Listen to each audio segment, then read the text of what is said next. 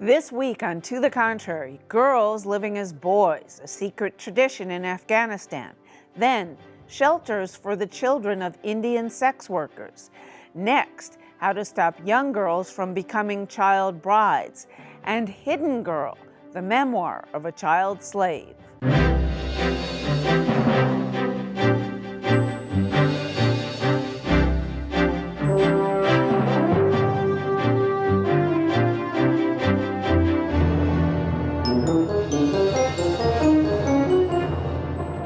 Hello, I'm Bonnie Bay. Welcome to the Contrary, a discussion of news and social trends from diverse perspectives.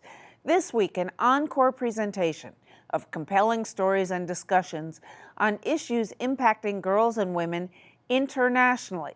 Up first, Bacha Posh. It's a secret third gender in Afghanistan.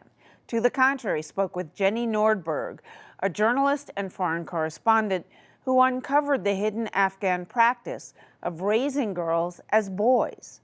A Bacha Posh is a girl who is dressed up as a boy and brought up as a boy, essentially. It means literally dressed up like a boy in Dari, which is Afghanistan's second largest language.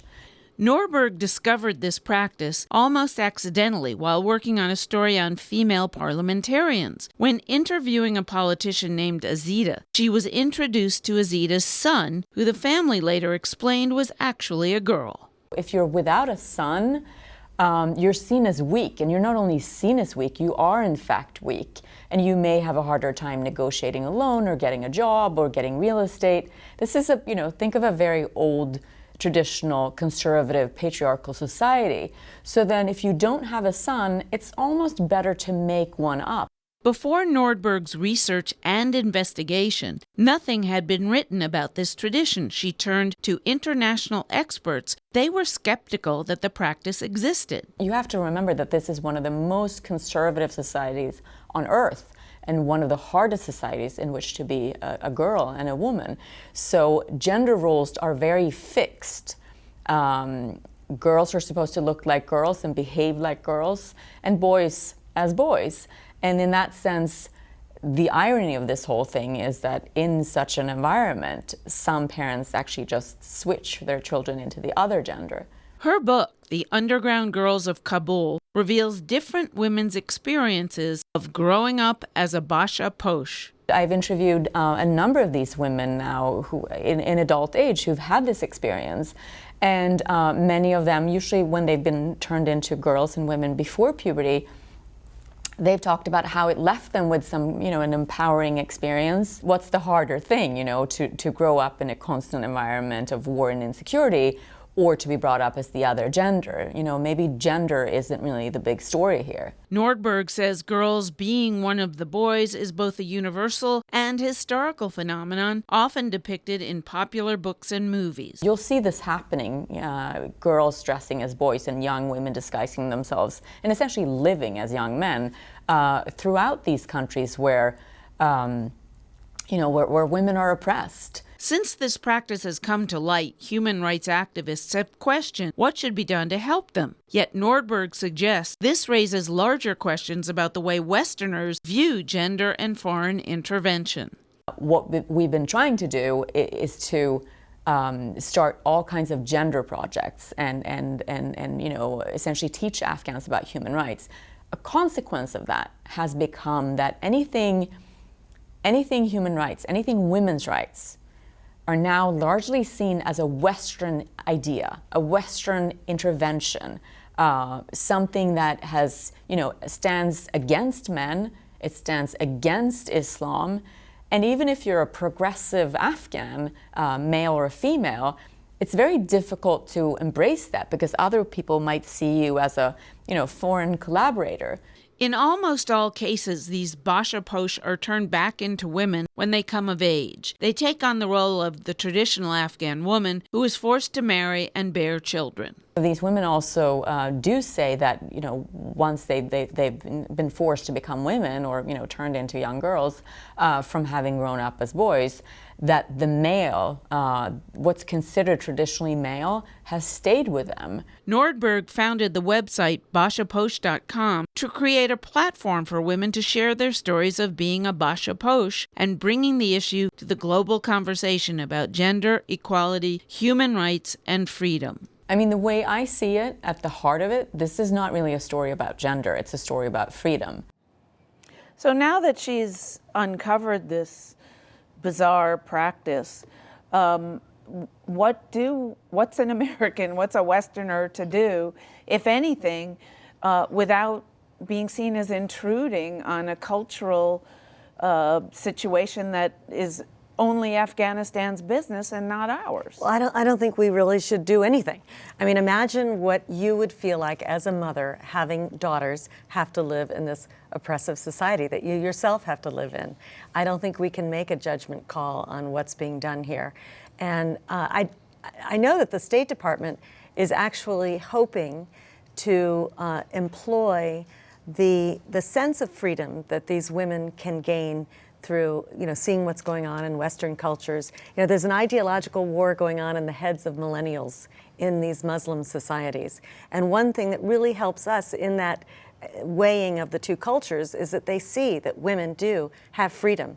There's a platform on the internet called Generation Change, and it has 25 chapters of different Muslim groups of young millennials who talk about freedom and opportunities and the empowerment of women. And I think that's probably where I'd rather see the battleground when it comes to trying to promote our values. So as usual, technology solves everything. I agree. We shouldn't get involved. But that being said, I mean, it seems such a selfish act.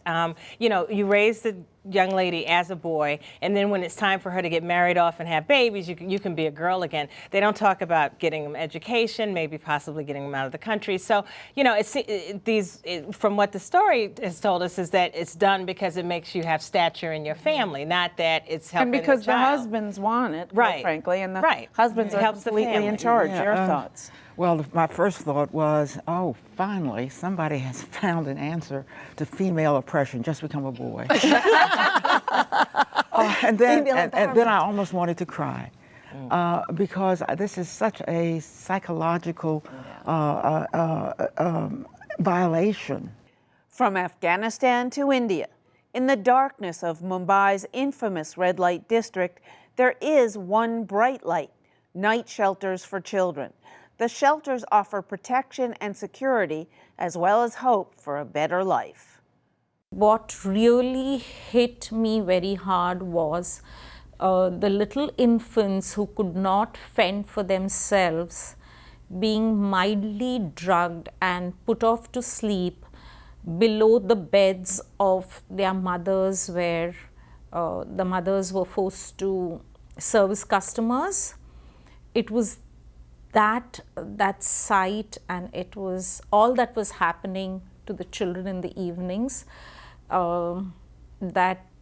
that actually got us to think about how can we protect these children. Seeing that problem, social worker Preeti Patkar envisioned a simple solution. She set up night shelters for at-risk children and teens of Indian prostitutes. She receives awards for her work now, but that wasn't always the case. People thought I was mad. People thought that, we were encouraging prostitutes to be even more frivolous by taking care of their children. People felt I was into something sensational. People also criticized me by saying, why should developmental funds be diverted for the welfare and development of children of prostitutes? Despite challenges, Patkar eventually gained support and access to an empty public school classroom in one of the largest red light districts in Mumbai. In 1986, the classroom opened as the first night care center. Today, we work in 3 red light areas, and I feel very proud to say that you won't find a single child in these 3 red light areas who's not going to school. The shelters are not just a sanctuary for children, there are social and educational programs. If you're talking about children's rights and we're talking about children's right to protection and development, then every child should have access to education. Because without education, we cannot be talking about development at all. So every child enrolls in a formal school, and for those who have graduated from schools, have gone to colleges. Prostitution is legal in India, and there are estimated to be somewhere between 2 and 3 million sex workers. Many of the children of prostitutes end up as prostitutes themselves, but these shelters at least try to put an end to the cycle. If you invest in these children and if you create the enabling environment, you can abolish intergenerational trafficking into the sex trade. The night shelters also provide services for young women and men rescued from the sex trade. We have an entire program for those young girls who are rescued or young women who are rescued from the sex trade. We do help them with psychosocial counseling, legal intervention, rehabilitation and reintegration. Patkar's night shelter serves as a model for other organizations working to eliminate intergenerational trafficking and prostitution. We have these children coming back and talking about their stories to the mothers, to the world, to other children, inspiring them through their stories and their journey. So yeah, this is what we've managed to accomplish. And I would like to see people investing more on these children, people investing more on larger issues of gender-based violence and child protection. Also from India, girls, not brides. We have the story of a young woman who convinced her family not to force her into an arranged marriage. Child marriage is not just a problem for families in India. It affects girls in many countries.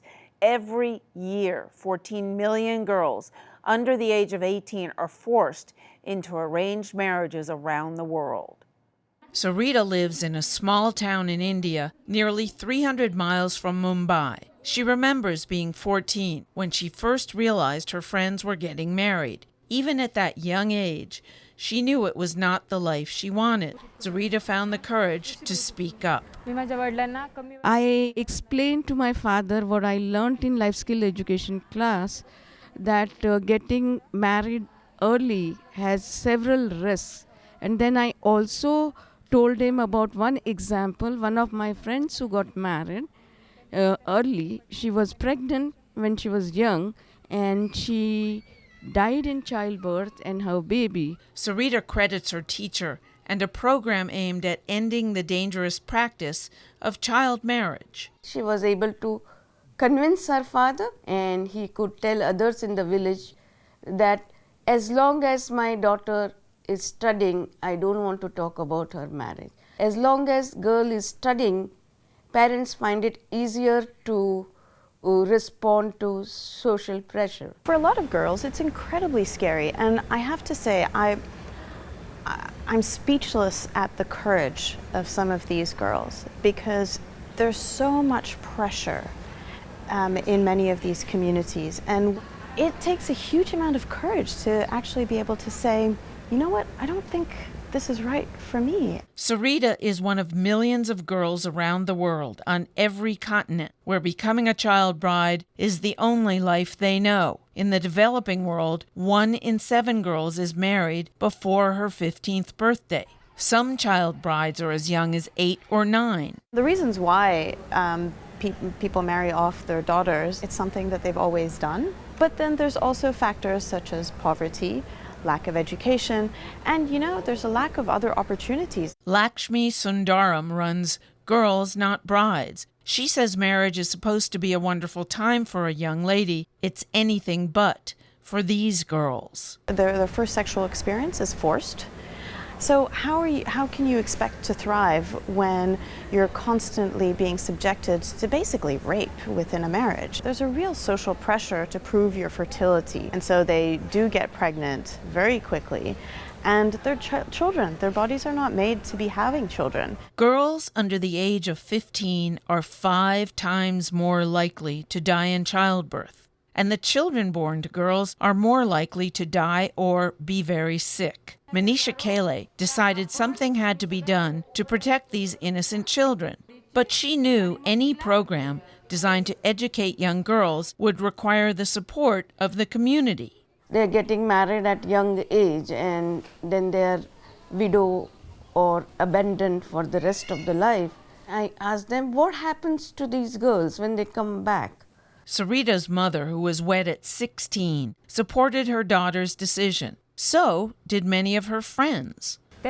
My friends who got married, they realized that once you get married, you are just tied down to the house and you are denied your education and several other opportunities. When I started in those villages, about 82% of the girls were getting married less than 18 years of age. I was able to bring it down to 62%, and median age at marriage went up by 1 year. Now there are a number of adolescent girls similar to Sarita who are free to pursue the life they choose.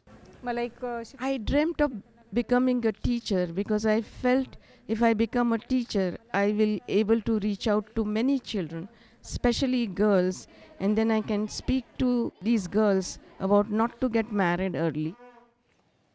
So your thoughts, Rina? This story hits very close to home. My parents immigrated from India, and I can tell you I'm intimately familiar with what's going on over there, and this continues today. India has nearly 2,000 tribes still in existence, and their Supreme Court ruled that these tribes can govern themselves the way that they would need to, and they prefer to let child marriages go on because fathers often feel that daughters, before they are wedded, if they're wedded before maturity, then they'll be protected from abuse and other such things. That is a really common reason that's not talked about, that let me get this girl off my hands before she becomes a liability, before the cost of protecting her becomes too much. And that's why they're still going into child marriages. Well, and is there a dowry of some sort given to the bride's parents? Brides I mean, there's give a financial. a dowry, yes. Yeah. Oftentimes to the man that the daughter is being married off to, the bride's family owes a significant amount, whether it be in the form of livestock, actual monies, whatever it may be. Their dowries still exist. But this is happening within the tribes of India, all over India. The good news is that in urban areas and in semi-urban areas where women are becoming more educated, this is really dwindling. Again, it's a shame. India is the world's largest democracy, and still 40% of child marriages happen in India. Yeah, but it's not just India. I just talked to somebody who works for a large global nonprofit.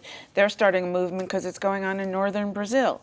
So what do we do? What can Congress do? Well, it is, and I think the power of the story is that it actually speaks to what we need to do around education and girls' education. I really do believe that, as Secretary of State, Hillary Clinton was onto something when she went around from country to country really talking about the power of investing in girls' education, because we could see even from this story that the difference that makes. And it isn't just about educating the young girl, but it's the courage that she and her family and the community then display that enables them not to be in this circumstance. And we know that education in the long run improves women's lives and prospects and could save them from the prospect of being a child bride.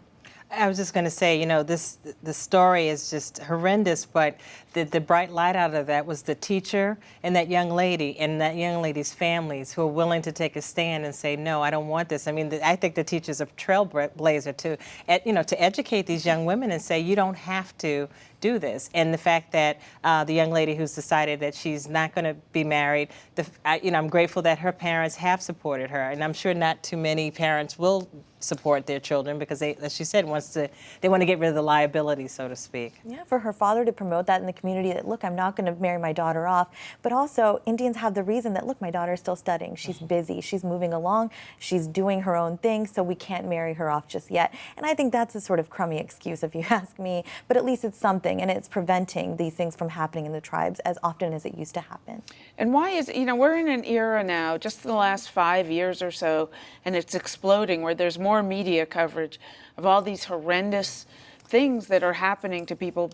And it starts in developing nations. And India, of course, is a huge contrast. I mean, it's one of the richest nations in the world. At the same time, you have these tribes where you go to those areas, and I've been there myself, and people are living like they were living in the 1600s. There's so much gender bias, there's so much injustice because this gender bias is ingrained into their society. Look what happened exactly a year ago with the gang rape in New Delhi. Really, it's just terrible because men have been And that was in a cultured. big city, obviously. Yes, in a big city, but it's ingrained in their society that men are superior. India is a country where the male baby is still more valued than the female baby. They're more useful. They can bring more to the family, and that's a shame. And it's going to take education and community partnerships, the private-public partnerships for their government to really make some moves on this. Our next story takes place in the U.S., but it's about a girl from Egypt who was a child slave. At age 8, Shyima Hall's parents sold her to another family. 5 years later, a simple phone call saved her life. Now, at 24, the Egyptian native wants to pay it forward by sharing her story. I think that's part of it why, I wrote the book too, and I finally agreed to do something like this. Is people seeing that all this doesn't happen. It's not a history book situation. It's more things that happen now. In her new book, Hidden Girl, Shyima recounts the day she became a slave in Egypt. Her older sister was accused of stealing from an employer. To settle the debt and avoid jail, the family gave away young Shyima. I remember them yelling at my mom and telling them how she stole money. I remember all that. I was right there with her. But it was just a sudden thing, and it was kind of like done and over with. That's it. The last time Shyima saw her parents was when her captors announced their plans to relocate to the U.S. with Shyima. They came over and they told them, we want her to come with us to finish, more of her debt and everything else. And they agreed on it. As a young child, she was isolated. She didn't attend school or have any friends. I didn't know that everything that was happening was wrong. So to me, it was like, okay, well, I'm here, I'm meant for this.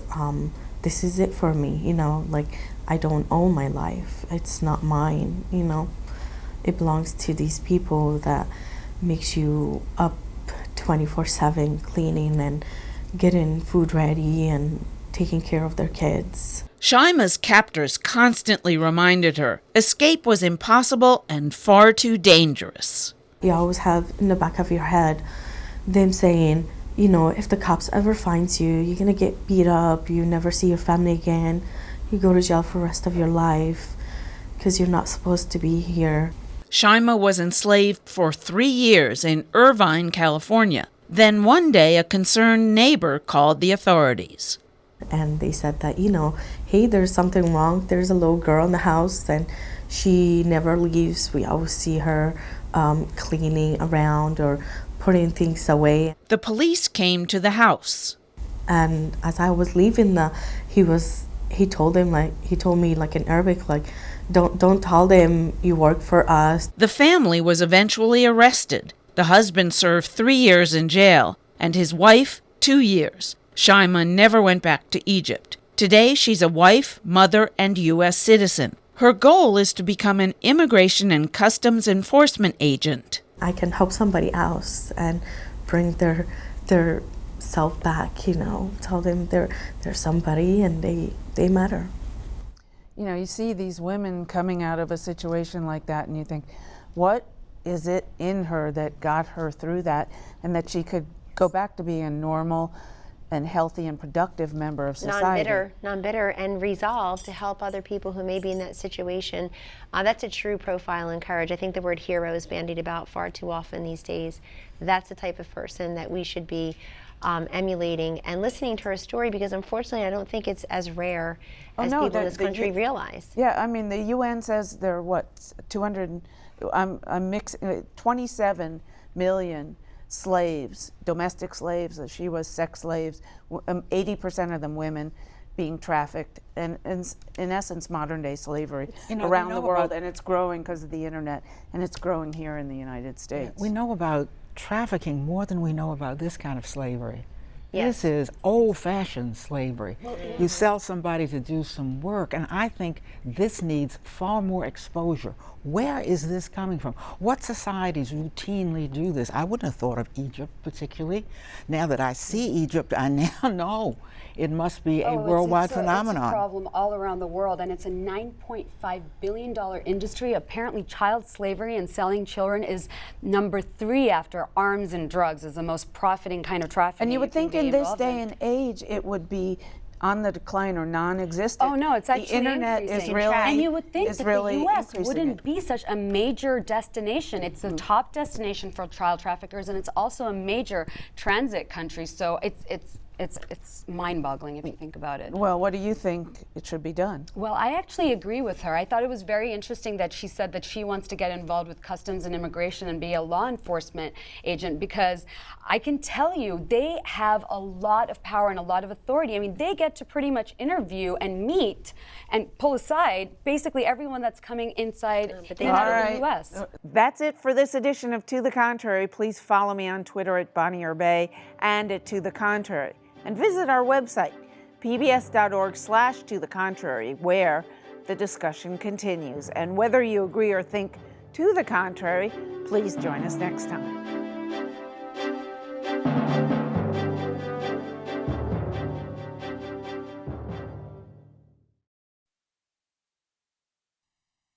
Funding for To the Contrary provided by